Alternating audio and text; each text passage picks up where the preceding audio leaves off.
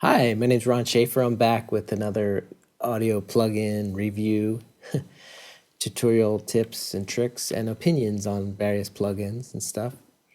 Let's get right into it. I'm looking at the Slate virtual tape machine.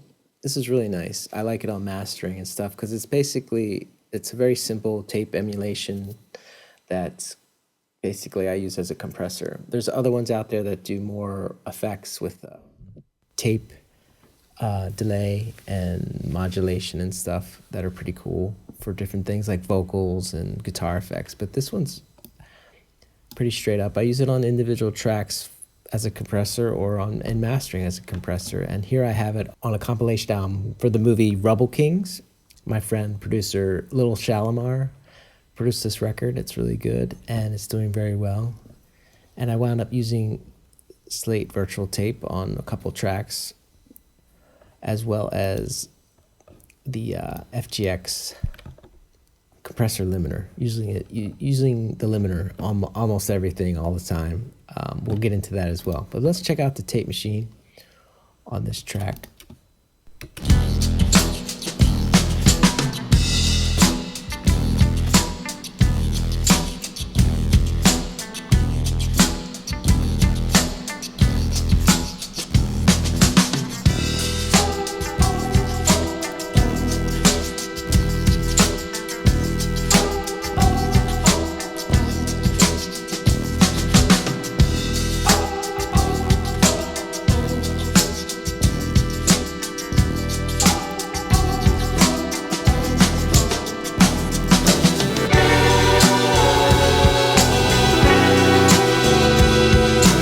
Cool. It's subtle, but it tightens up the low end. And really with this plugin, the default setting is a good starting point. The bias set to normal, speed 30 IPS, half-inch 2-track, and the tape type FG9, which is really the Ampex or Quantity emulation, I guess, of the GP9 formulation. And they also have I call it Ampex 456, but it became Quantity. Anyway, different formulations, and you can hear the subtleties in it, but this is a good starting point for a tight mastering where you're not really adding too much artifacts.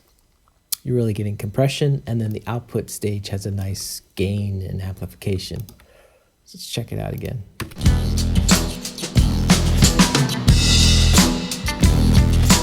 Here you're saturating it, and I don't like to hit it too hard because then you get the low end gets kind of small and too tight.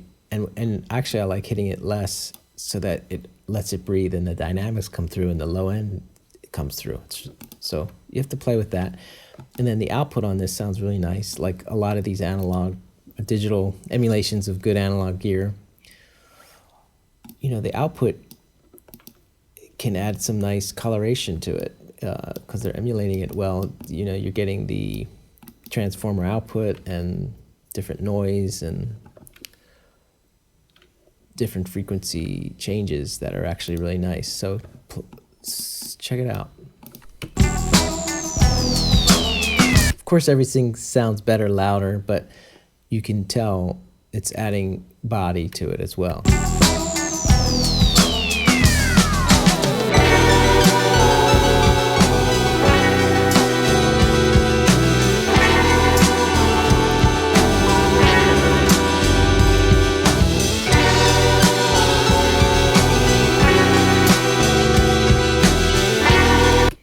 Let me take off the reels as they look so cool. They're distracting.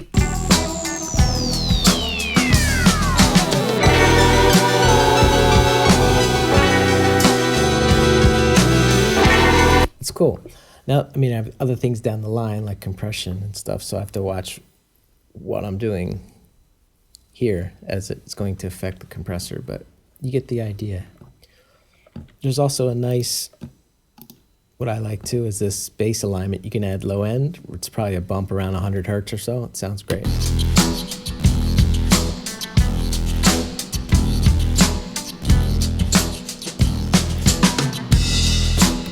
Sweet. It's subtle but nice. And again, it's a good part of this chain. Okay, so on to the limiter, the Slate FGX. This thing's pretty sweet. The compressor is really nice. I'll do another a little opinion on that. It actually sounds a little bit like the Teltronics LA2A in its softness, and it's like opto compressor without the artifacts or the coloration.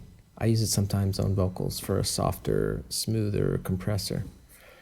But for mastering, I use the leveler, which is a hype machine. Check it out. Your heart ain't coming, pop it till your legs ain't jumping. And seeing you to hell with a story to tell. The devil when you get that, a savage is coming. You better not cross that line, I gon' let it slide. Line against the world, fuck the other side. You ride if you're rolling when it's time to rise.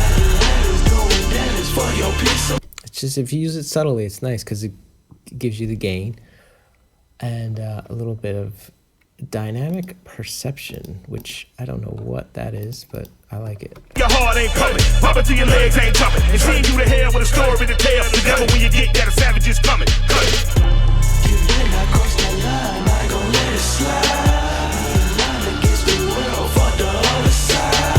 You ride if you're rolling when it's time to rise. Saddle's doing damage for your peace of mind. It's got this low punch and high punch. Your heart ain't coming, or high transient. Your heart ain't coming, pop it till your legs ain't jumping. And seeing you to hell with a story to tell. The devil when you get that, a savage is coming.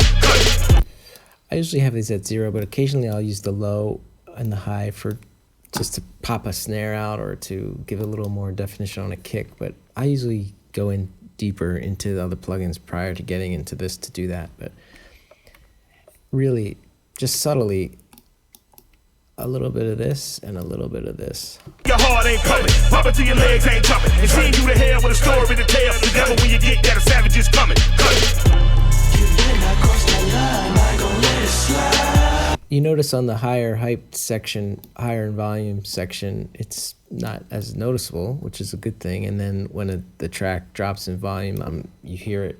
You can hear the difference when I pop it in and out. So I'm evening out the track a bit.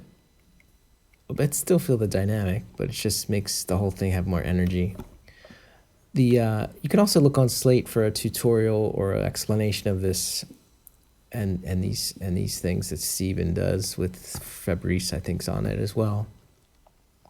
I do hear this as well. When you push this up, you're definitely getting more attack on the limiter, and when you bring it down here, it's softer. I typically, this is my typical setting right here. When you get that, a savage is coming. You better not cross that line, I gon' let it slide. Line against the world, fuck the other side. You ride if you're rolling when it's time to rise. Cool. Okay, thanks, and I'll have more for you soon. Okay, bye.